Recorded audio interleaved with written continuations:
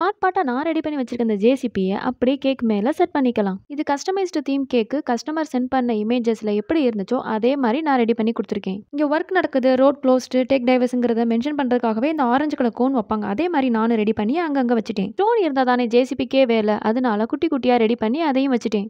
பார்ட்டா ready பண்ண ஜேசிபியை கேக்ல இருந்து கீழே விழுகாம கரெக்டா ஸ்ட்ராங்கா சப்போர்ட் கொடுத்து வைக்கிறதா பெரிய வேலை. கேக் டாப்லயே அங்கங்க ஸ்டோனையும் ஆரஞ்சு கோனையும் வச்சுட்டேன். கம்ப்ளீட்டா ரெடி பண்ணதுக்கு அப்புறம் இந்த கேக்கோட ஃபைனல் அவுட்புட் இதுதான். கஸ்டமர் ரெஃபரன்ஸ்க்காக சென்ட் பண்ண இமேஜஸ் அந்த வீடியோவோட எண்டில் அட்டாச் பண்ணியிருக்கேன். அந்த இமேஜஸ்ல இருக்கிற மாதிரியே கொடுக்கறதுக்கு என்னால் எவ்வளோ முடியுமோ அவ்வளோ எஃபர்ட் போட்டு நான் ரெடி பண்ணி கொடுத்துருக்கேன். கூடவே கஸ்டமர் சென்ட் பண்ண ஃபீட்பேக்கையும் அட்டாச் பண்ணியிருக்கேன். கஸ்டமர் கிட்ட ஜேசிபி முழுசா போய் சேருங்கிறதுக்காக 4 கார்னர்லையுமே ஃபாண்டன்ட் வச்சு சப்போர்ட் கொடுத்துட்டேன். நிறைய பேர் கேக் ஆர்டர் எப்படி பண்றதுன்னு கேட்குறீங்க.